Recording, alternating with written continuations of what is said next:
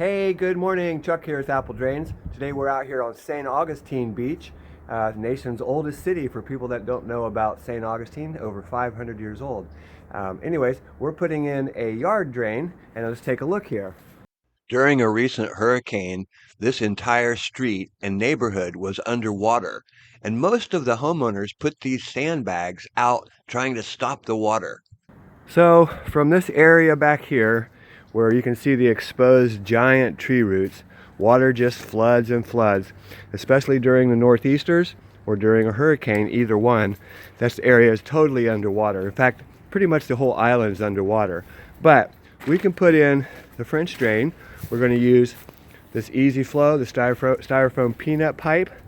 We'll start right here, and you can see already the groundwater that's come up inside here. Remember, we're on an island.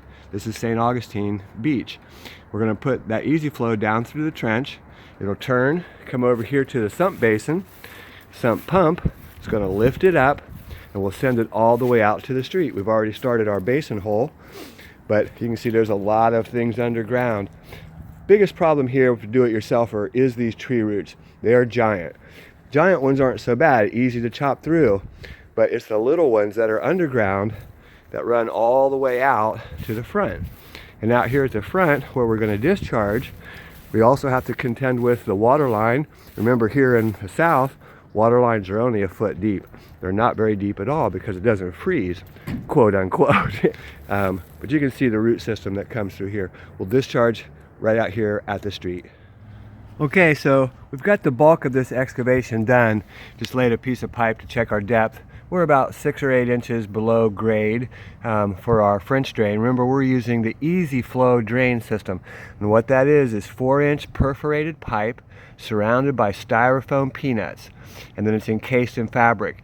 And the peanuts, they act as the voids, just like gravel does, because water needs to flood up through the bottom of the trench. You can see that water down there. That's how this works. It floods up into the system and is carried away. It does not drop directly in. We do add catch basins. You can see right here at the beginning of the line, we'll set a catch basin to pick up the surface water. Because you can see there's a downspout that they did not want to hook up. It's just a matter of cost. That downspout would have needed to go in a separate trench, but that water is going to come across. We need to put a catch basin here. It also just picks up all the instant surface water. In other words, when it rains hard, flash flood, it comes across the yard into the system and is carried away. But the bulk of the water, the reason that things flood is because the ground fills with water and there's no place for that surface water to go. So again, the bulk of the excavation's done. You can see the trench. Just kind of walk you through it behind that bush. Over here, we started to put our sump basin over here. You can see it's just full of water right away. But we may move that line, we may move that basin right over here. And the reason being is that we're getting pretty deep. And this is only a 24-inch deep basin. So we've got to have room for water to come in. In other words, we'll probably still be coming in about right here with our inlet line, which is plenty of room. The pump sits way down here at the bottom, but we need some room for water to fill up inside the basin. So you can always modify your system. That's not a big deal. This is all going to be French drain. And again, you can see the trench is already filling with water, same level as in the back. Low spot over there by the big tree roots. Put a catch basin, more easy flow, French drain across there. And then our discharge will be in the same trench, but then we switch it over, comes out, and we'll be using 2-inch PVC, and it's going to run all the way out to the front, a long discharge. You need a good pump. We're using a 1/2 horsepower Zoller M53 to push that water. And there are tons of roots out here.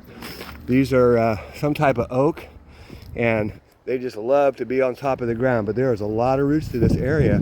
Almost got it, and we'll be ready to install. Okay, so we've got our Zoller M98 installed. This is a 1/2 horsepower. It pushes about anywhere from 60 to 80, maybe 100 gallons a minute, but we are pushing it about 100 feet, so it probably pushes about 60 gallons per minute. That's a couple of trash cans full of water every minute. We've got a check valve installed. You can see it down there. That keeps the water from going back down into the system. I also drilled a pressure relief hole Down at the bottom, brought it up. We've got 1.5 inch coming out. It switches over to 2 inch, and you can see it runs all the way out to the street. We're covering that up. Here in the low spot between the homes, you can see here's a house and here's a house over here. We've put a catch basin that picks up the surface water. And then we added some French drain, the easy flow pipe that comes around, turns, and runs into the Sump Basin.